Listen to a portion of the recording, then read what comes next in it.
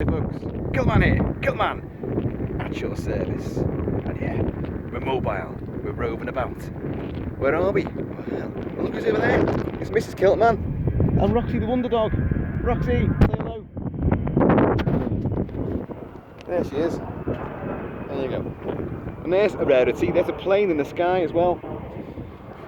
No doubt ferrying COVID virus to distant climes. So where are we? Well, we're in the Port Sunlight River Park, which is actually reclaimed land. This is all like a landfill that we stood on top of. Over that way, because this is the Wirral, where I live, on the Wirral. Over that way is more of the Wirral. Birkenhead down there, that way, and Bromborough, Eastham down there. And there is the massive River Mersey. Look at that. Stretching. How many miles is the Mersey? It goes all the way to Manchester. It's a long way. But over there, that's where I work. That's Liverpool. That's where Mrs. Kilt-Man is from.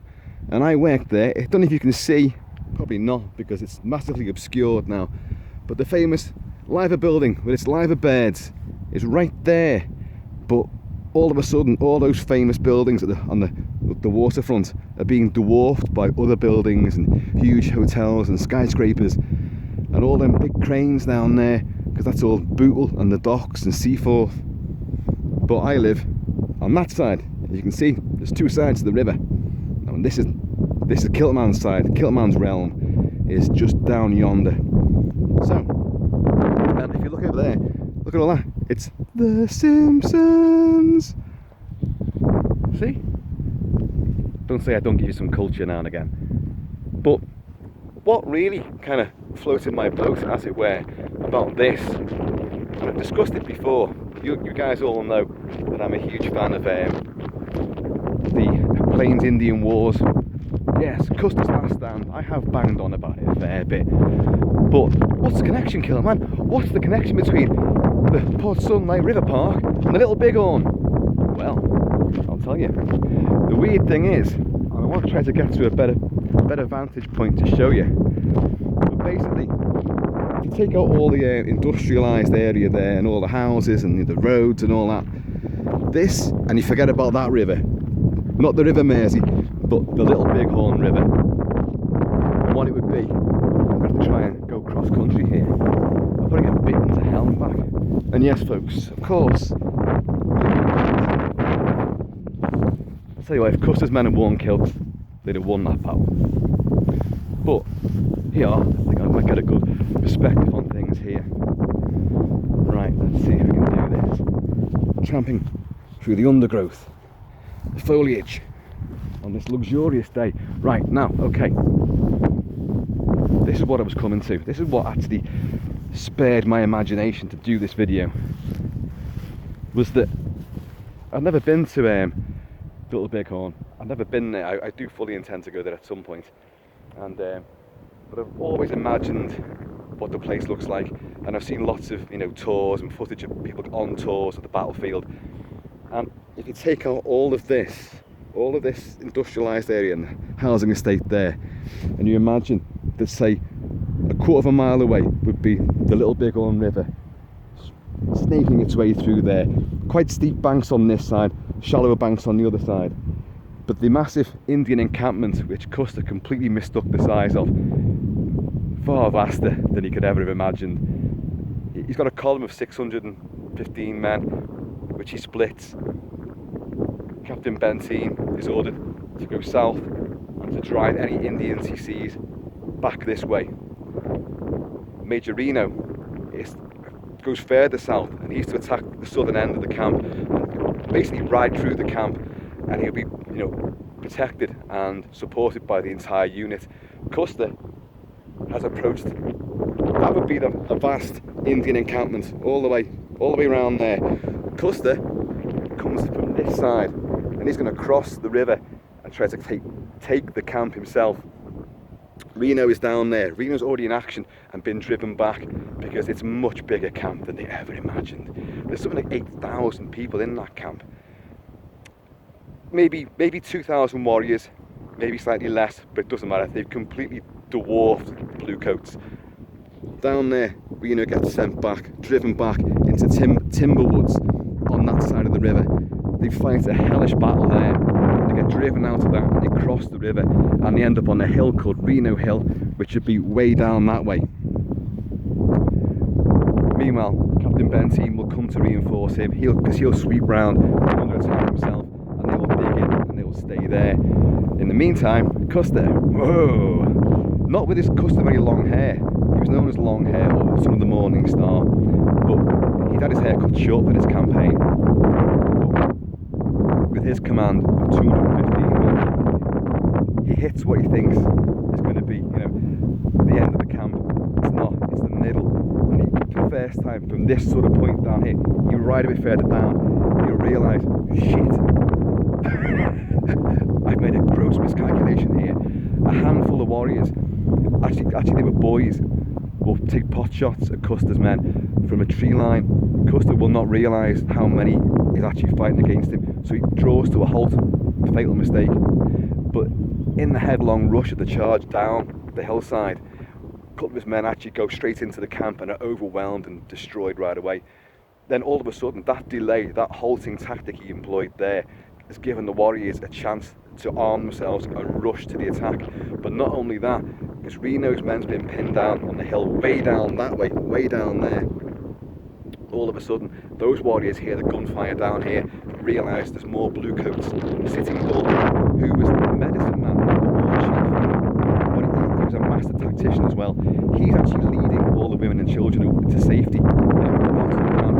So they get the Indians there fighting Reno, begin to realise, right, Custer's men are going for the women and kids. So they get more enraged than they were before. They come hurtling down the valley and smash into Custer's men, who have now pretty much been routed, and they're fighting all the way up. Can you imagine? They'd be down there and they're fighting up and up and up steadily, trying to hope to get to the top of the hill. They'll never get there. But in the meantime, stretched across other little rises and ridges and hills, his men are in skirmish lines under different commands. Lieutenant Kilt-Man and Miles Keogh, the Vatican's own army. A tough, resolute Irishman. His horse, Comanche, is the only survivor of the battle. Badly wounded, it became a mascot of the 7th Cavalry. But Miles Keogh and Calhoun's men have dismounted. They're getting picked off left, right and centre. They run out of ammunition for it. They've got a single shot Springfield carbine, which is a crap weapon. It's a big gun, not a very good one. It's only a single shot. And because all the horses have been stampeded, all their 100 rounds of extra ammunition in the saddlebags has gone. So they've only got a meagre 25 rounds. That's gone within seconds. So once the long rifles are gone, then they start using the pistols. Only a meagre amount of ammunition for that. So the Indians then close in, but what you see in the battlefield now, all the markers, like the tombstones of where the bodies were found, you can see exactly where they were, and it's revealed that Miles Keogh and his men literally fought back to back using their bare hands in that final desperate struggle. And Miles Keogh's body was the only one. Custer's body wasn't mutilated. The wounds were clearly there. He'd been stabbed in the ears and a fingertip had been removed. It was a mark of respect to him because, I've said this before, the Indians did not despise Custer, and Custer didn't despise the Indians, but he was an idiot and he followed his orders a bit too vaingloriously. But he had a lot of respect. There's mutual respect, for each other. But Miles Keogh, apparently, he fought so damn well that the Indians revered him, and he don't touch his body, leave him as he is. He fought like an absolute, superstar warrior. So, but Custer's men get driven up and up and up, and the desperation to try to get to the top. You can form a defensive position at the top, but it still wouldn't have lasted too long. But they never get that far. Crazy Horse and his Ogallala Sioux come riding over the top and just smash into him from behind. So a little tiny group, about 40 men, managed to make it a little bit further up, shoot their own horses for breastworks. But that's it. If you're a cavalryman, you've shot your only means of transport, your only means of escape. You've got no chance, have you? That's it. They're going to close in. And the sky was filled with arrows, men were just bleeding to death behind the horses, and then the Indians closed in and, you know, took them out very badly, very savagely. You know, it wasn't like Errol Flynn and they died with their boots on. Oh no, no, it was truly horrific what happened. But this place here, I know, you know, look, it is gorgeous, and what a gorgeous day, but look at her, hey, there's Mrs. Kilt-Man and Roxy. Bored, thinking, what the hell is he talking about? If you look down there, I see that's going to Easton, and Runcorn is down that way as well. And I don't know if you can see, but under the clouds there and above that tree line, you can just about make out the black rises of the Snowdonia, the mountain range in North Wales, because Wales is just over that way. As the crow flies, you know, it's no time at all to get into Wales from where I live, which again is down that way. But yeah, the Wirral is a peninsula, so it's got water on 3 sides. Well, it's not got a great deal of water on that side, but the River Dee. But it is a peninsula chunk of land. The Irish Sea is out there. There's the Mersey estuary is at the end there. As I say, there's the River Mersey. But bizarrely, I was struck by the similarity in landscape. Okay, you've got to use your imagination a bit, but this elevation, this type of ground is very similar to what Custer's men fought and died on. And I'm really struck by it, because of that. If you took out all of those buildings and you imagined a massive encampment, teepees, you know, as far as the eye could see, then you pretty much got it. And the scale is almost correct as well. So, folks, a little weird video for you, I know. Not quite what you expected. And what I can say is there's another video to come later on, because right now I know that at home there's a package which is waiting to be opened, and it's off. Yes, Steve 007 has been up to his old tricks again, and he sent me something, another mystery package. So that'll be fun to unpack when I get back. But in the meantime, I just thought I'd try and capture something of this for you, because it is an absolutely beautiful place. And when you consider that I'm actually standing on a hill which is made from landfill, refuse, rubbish, man's detritus, you know, but look at it, it's now a thing of beauty. So it is beautiful, as are those 2 creatures over there, eminently beautiful. So folks, you might have a better view of Liverpool now. Can you see all that? That there, that's Otterspool, and Garston is beyond there. That there, you can see the cathedral there, that's the city centre, you know. Anfield, Liverpool FC is that way, right over there.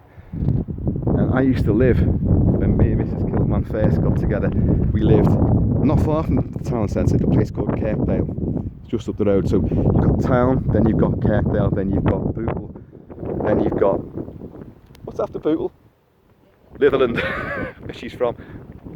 Litherland and Seaforth, and then you go into Sefton, and it's Crosby, Waterloo, and then it gets all very rural, farms and stuff, beautiful. And then you go further out, further up, that's north. But look, that's north up there.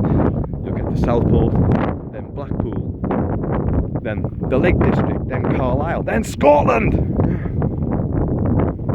So, well, look at it, it's a gorgeous day. Absolutely gorgeous day. And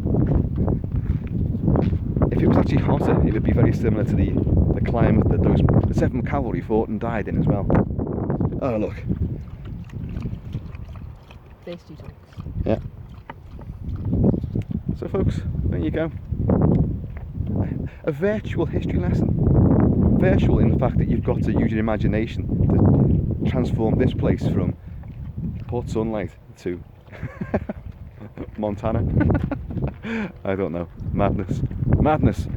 So the Black Hills, which is what part of the reason why Custer was up there in the first place. He'd done an expedition several years before when he bit the dust, and it was to try and find a great location for a new fort up in the Black Hills, Dakota, and but in so doing, they found gold. So, and there'd been a massive stock market crash. So all of a sudden, you could not stop the influx of whites going into the area, Sacred Hills and all that, and that was it. So all of a sudden, the warpath was struck. There was going to be no peace. A lot of the tribes didn't even get along with each other, but this would bring them together. You know, being forced onto reservations and then losing their sacred lands. It was just too combustible. So Custer then goes in, and although it was a massive victory for the Indians, it also marked the end of their culture, because that just sent more troops in. You know, the Genocide Express, it's the way it goes. So, but again, just have a little look at that. I think I can transport myself quite easily, and because of this height and looking down there, that would be the vast encampment, and the Indians would be streaming up all the gullies and ravines, and it just impresses me endlessly. So folks, there you go. A little one of those kind of videos. You think I'm going to do one thing and I do something else. That's me. Unpredictability, my middle name. So folks, I have been and always will be Kilt-Man. So, take it easy, keep it Celtic. No, keep it kilted, keep it Celtic. I've got to change this line because I get it wrong all the time. But anyway, in the meantime, and indeed, that halcyon nirvana of in-between time, take it easy, and I'm going to see you all later. A little last look at Liverpool. Yeah.